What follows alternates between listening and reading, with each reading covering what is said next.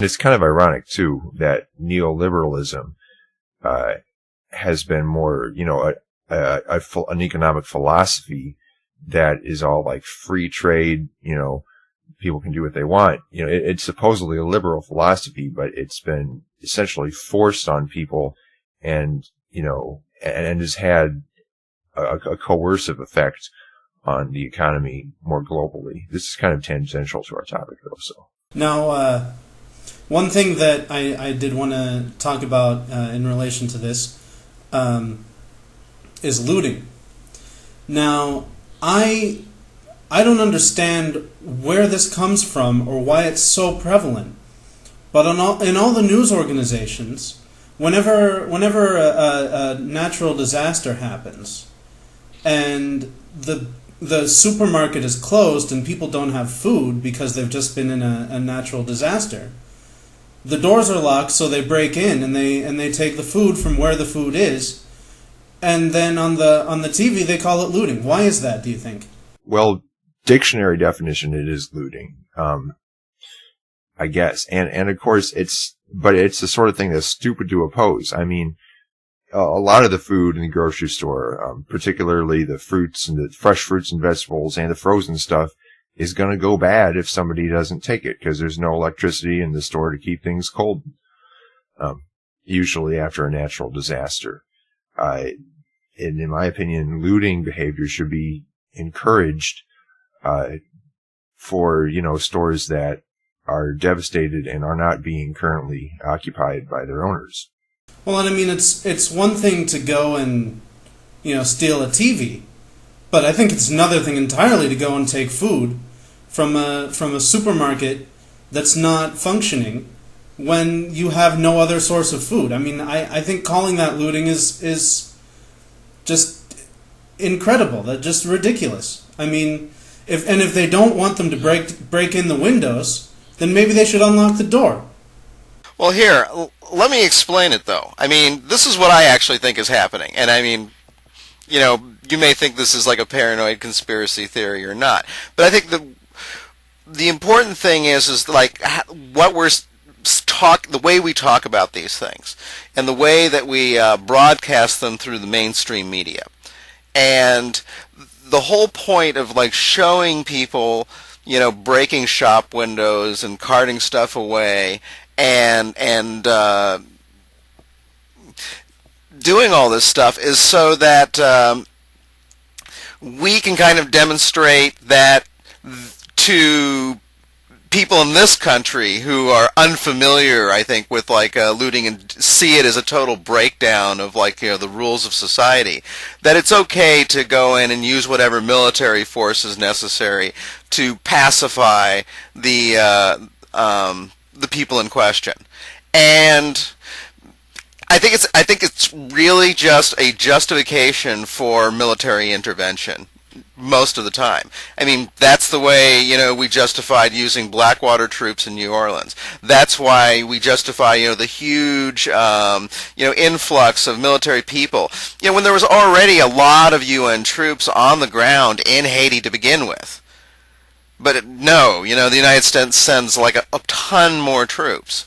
And I think in order to do that, you need to have a justification for it. And showing the pictures and calling it looting makes people okay with sending a large military presence there to pacify them. Well, but what would be the purpose of that? Why do we want a large military presence there? It's so we can exercise our control. Yeah, and I think that what the military mindset and indeed the government mindset in general is that if order breaks down, then somebody is that order is a thing that needs to be imposed at all times. There has to be, people need to be, playing their roles, doing their thing. And if for some reason breaks down, then that itself is an emergency. That itself is justification for moving in, forces that can reimpose order. I think they are afraid of society. They're afraid of the idea of people, organizing themselves. Well, also think about it this way. I mean, the point that Naomi Klein makes in her book over and over again. And not consciously, though, but just, the point that Naomi Klein keeps making in her book is that, like, whenever there's a breakdown like this, there are people who view that as an opportunity. People are desperate. People are willing to put up with shit that they're not going to be willing to put up with at other times because they're desperate, they're afraid, they're worried, and people on the home front, that are sending the troops, they can be manipulated too by these very same forces. Yeah, and another thing that disasters do is they dehumanize their victims in the eyes of others.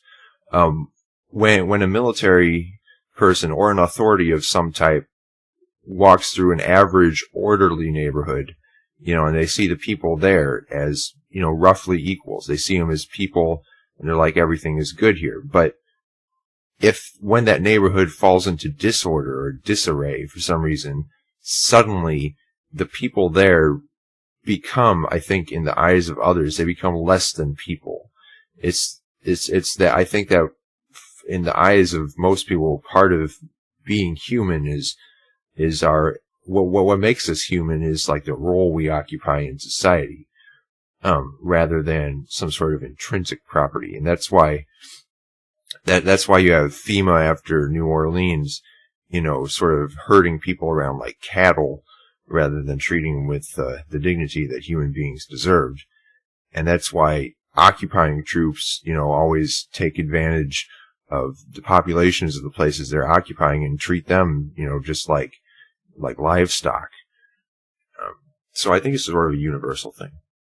There's an AP video here on Yahoo News, and I just thought it should be pointed out, and I might steal some footage from this to stick in the final edit later.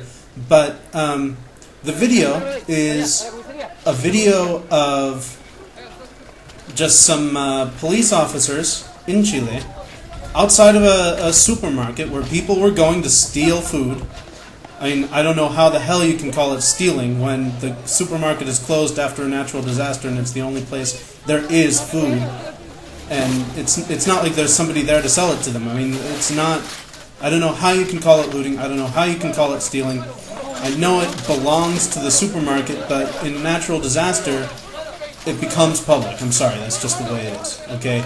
There's a video here of some cops, and they've got these looters, and they've got them on the ground, and they're just stomping the shit out of them with their boots, kicking them on the ground while they're down. Okay, they're under control and being punished corporally for this. And do you know what the title of the video is? AP Raw Video: Looting in Chile. Not, police brutality in Chile. It's looting in Chile. That is disturbing on the part of what the media is calling it. Well, I think that Chile, from my understanding, hasn't always been a beacon of democracy and hope and freedom. No, it has not, Brendan. That is, yeah. So I wonder to what extent that police behavior might sort of be an outgrowth of its past. Well, I mean, I know more about this here in Argentina than I do about the situation in Chile. But after you have a military dictatorship like under Pinochet,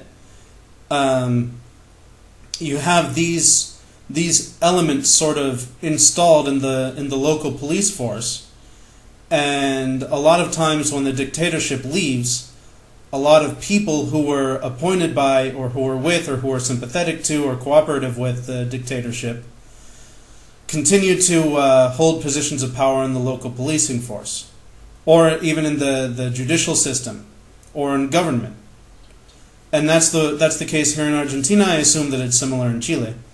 The president right now, whose term is about to end and is about to be replaced by what in the U.S. would call a conservative, what here would probably call a neoliberal. But the current president is somebody who was actually tortured under the Pinochet regime for being too leftist. And yet we see this still happening. Well, I would like to raise like one small point, which I think is kind of interesting. I think that them being fairly brutal to the looters may be part and parcel of the whole message that they're sending out about them being able to handle this problem on their own. I mean, think about it this way, you know, those cops beating the crap out of those looters is kind of them saying, hey, look, we know that this is all you wanted we're going to do if you come here, and we can do it ourselves, thank you. We know how to beat the crap out of our own people. We don't need your help to do it.